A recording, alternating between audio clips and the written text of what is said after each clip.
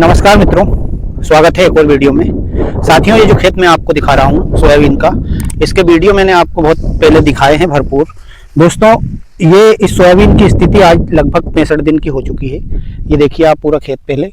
साथियों, ये जेएस की 2303 सोयाबीन वैरायटी है। बता दूं मैं आपको, इसके वीडियो भरपूर मैंने डाले हैं। साथियों, इसमें बहुत सारे मेरे किसान मित्रों के कमेंट आए थे मेरे पास, या वैसे भी फोन से बात करता रहता हूं मैं। दोस्तों, वो बताते हैं कि इसमें साहब थोड़ी सी हाइट का इशू आता है। तो मुझे यहाँ तक इस खेत में मुझे कोई हाइट का इशू लगा नहीं आज तक, क्योंकि मैंने पिछले साल भी इस सोयाबीन को लगाया था और इसका उत्पादन आप लोगों को दिखाया था। दोस्तों, अब मैं देखिए, अब आपको दिखा दूं मैं। और मुझे इस सोयाबीन की विशेषता ये लगी कि इसमें मेरे को येलो मोजेक की दिक्कत अभी बिल्कुल भी नहीं दिखी है अर्ली मैच्योरिटी की वैरायटी में। जैसे हमने बहुत सारी वैरायटी देखी है, उसमें मुझे कहीं कहीं येलो मोजेक की दिक्कत आ रही है। जैसे हमने 2433 लगाया है जेएस का ही, और 2431 लगाया है, उसमें भी मुझे कहीं कहीं येलो मोजेक की दिक्कत दिख रही है, यानी कहीं कहीं जो टापे हैं वो पीले हो रहे हैं। लेकिन मुझे ये 2303 वैरायटी काफ़ी रिस्क फ्री वैरायटी लगी। पिछले साल भी लगाई थी, इस साल भी लगाई है। इस साल तो मैंने इसको भरपूर मात्रा में लगाई है। और दोस्तों, इसका एक और चीज बता दूं मैं आपको कि इस सोयाबीन का जो सीड है वो आपको, क्योंकि अब ये खेत देखकर आप अंदाजा लगा सकते हैं कि जो सीड रेट मैंने डाला था और जो सीड रेट आप लोगों को दिखाया था, उसी सीड रेट से मैंने इस सोयाबीन को बोया है। पिछले साल जो बोया था 30 किलो प्रति एकड़, इस साल भी मैंने इसको 30 किलो प्रति एकड़ के हिसाब से बोया है। और आप देख सकते हैं स्पेस जो 16 इंच का पाटला है, यानी कि 16 इंच के पाटले में, अब आप लोग बताना मुझे कमेंट के माध्यम से कि 16 इंच का पाटला आपको कहीं दिख रहा है इसमें। ये देखिए आप। अब मैं इसका गैप आपको अंदर से बताऊं। अब देखिए आप अंदर से, ये देखिए स्पेस आपको इसमें अंदर भरपूर दिखेगा। ये दोस्तों, सोयाबीन हम कोई सी भी वैरायटी लगाएं, अर्ली मैच्योरिटी की वैरायटी लगाएं या पिछली मैच्योरिटी की वैरायटी लगाएं या मध्यम मैच्योरिटी की वैरायटी लगाएं, उसमें हमें प्रॉपर स्पेस देना बहुत जरूरी है और प्रॉपर सीड रेट डालना बहुत जरूरी है। यानी कि आप सोयाबीन में एक तो आप 12 इंच से बोते हैं या 14 इंच से बोते हैं, उसके बाद आप सीड रेट का बिल्कुल भी ध्यान नहीं रखते हैं। आप सीड उसमें इतना ज्यादा ले लेते हैं कि आपका सोयाबीन, एक तो सोयाबीन में आपका स्पेस कम, और दूसरी चीज आपका जो है सीड रेट ज्यादा। फिर आपका सोयाबीन एकदम से ज्यादा हाइट ले लेता है, सोयाबीन ज्यादा हाइट की वजह से गिर जाता है। और वहीं पर जब सोयाबीन आपका आड़ा हो जाएगा, किसी का भी सोयाबीन, हमारा सोयाबीन जब आड़ा हो जाएगा, तो फिर उसमें उत्पादन मित्रों गिरता ही गिरता है। आपको वो उत्पादन नहीं आएगा, क्योंकि आपका घना होने की वजह से एक तो आपके सोयाबीन का पेड़ नहीं बनेगा, दूसरी चीज ये है कि आपका दाना जो है बनना चाहिए वो दाना नहीं बनेगा। इसलिए आपको मैं हमेशा जोर देके आप लोगों से क्यों कहता हूं कि आप भाई सीड रेट का विशेष ध्यान रखिए। अब इस सोयाबीन का वीडियो मैं आपको इसलिए बना के बता रहा हूं कि आपको 16 इंच के बाद में सोयाबीन का दिखा रहा हूं कि आपको कुछ इसमें दिख नहीं रहा, यानी कि कोई इसको बता नहीं सकता कि ये सोयाबीन में 16 इंच के पाटले से बोया गया है, जबकि वास्तव में इसके वीडियो मैंने आप लोगों को पहले भी बताए थे, अब भी बता रहा हूँ अंदर से। और अब आप देखिए इसमें 65 दिन में फल की कंडीशन आपको ये दिखा दूं मैं। ये सोयाबीन का फल है, ये देखिए ऊपर से लेकर ये फल है इसका। ये देखिए आप, इसके पिछले वीडियो भी आपने देखे हैं, इस बार भी वीडियो मैं बार बार वीडियो बनाकर इसलिए दिखा रहा हूँ इस सोयाबीन का कि आप लोग निर्णय ले सके कि हमें सोयाबीन में बोते टाइम पे आप, क्योंकि अभी इस सोयाबीन में मुझे कहीं से कहीं तक भी 2 साल से 1% भी मुझे इसमें ना तो येलो मोजेक की दिक्कत लगी, ना किसी और चीज की दिक्कत लगी। ये देखिए आप, पूरा खेत आपके सामने है। तो मित्रों, 2303 सोयाबीन मेरे हिसाब से काफी शानदार वैरायटी है।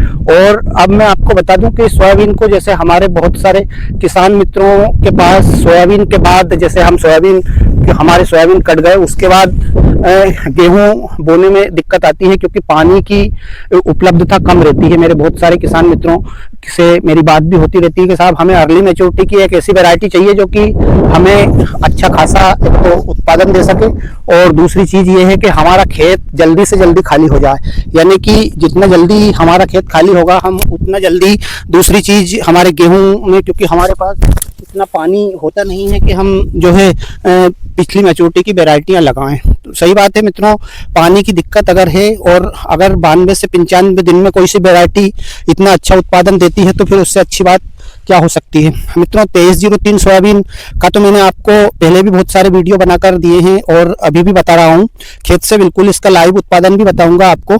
बस सिर्फ एक चीज करना है यहाँ से दोस्तों, कि सोयाबीन में हमें जो करना था वो हम कर चुके हैं, यानी कि जो प्रॉपर हमें बेसल डोज डाला था वो बेसल डोज हम डाल चुके हैं।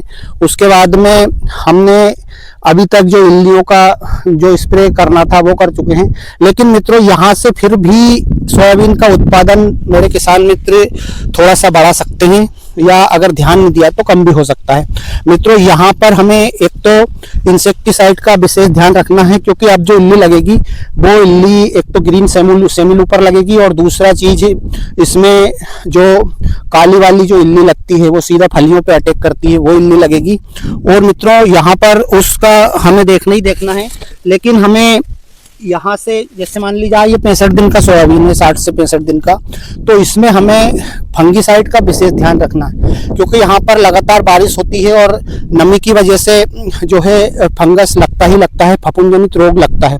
उससे मित्रों फिर होता यह है कि जैसे हमारे सोयाबीन में फंगस लग गया तो फिर एकदम से जो उसकी मैच्योरिटी टाइम है वो थोड़ा सा कम हो जाता है, और फिर उतना अच्छा दाना भी नहीं बन पाता है। इसलिए हमें फंगीसाइड का यहाँ विशेष ध्यान देना चाहिए। जैसे मैंने मेरे वीडियो में बताया था पहले के साथ, मैं 2 बार फंगीसाइड का उपयोग करता हूँ। मैंने अभी इस सोयाबीन में जैसे हमारे फूल और करे नहीं आए थे, उससे पहले टेबुकोनाजोल प्लस सल्फर का मैंने इसमें एक बार इस्तेमाल कर चुका हूँ। उसके बाद में अभी मैंने इसमें फंगीसाइड डाला नहीं हूँ, क्योंकि अभी जो है लगातार बारिश हो रही है, तो इस चक्कर में थोड़ा सा हम लेट हुए हैं दवाई में। मित्रों मैं इसमें अभी जैसे ही बारिश खुलती है तो इसमें फंगीसाइड और एक इंसेक्टिसाइड का स्प्रे करूंगा।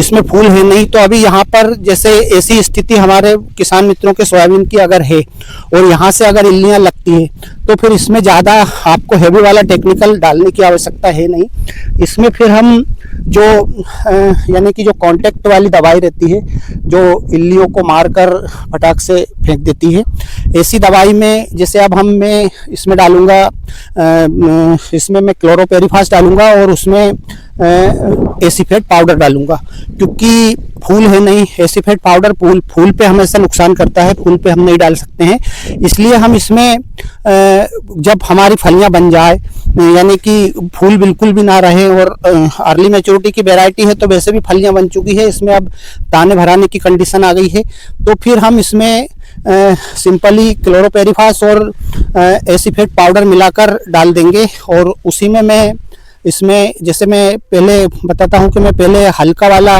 जो है इसमें फंगीसाइड इस्तेमाल करता हूं, लेकिन अभी जो मैं फंगीसाइड डालूंगा वो थोड़ा अच्छा वाला डालूंगा।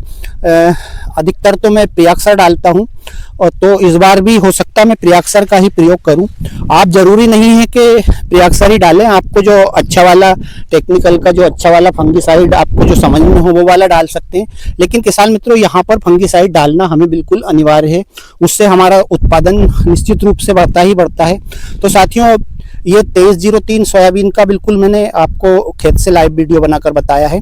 इसका वीडियो मैं आपको देता रहूंगा जैसा जैसा समय मुझे मिलता रहेगा। और साथियों मैंने जो और वेराइटियां लगाई है उनके वीडियो भी मैं आपको दूंगा, तो कृपया आप चैनल को सब्सक्राइब जरूर कर लेना, ताकि आपको मेरा वीडियो जल्दी से मिल जाए फटाक से।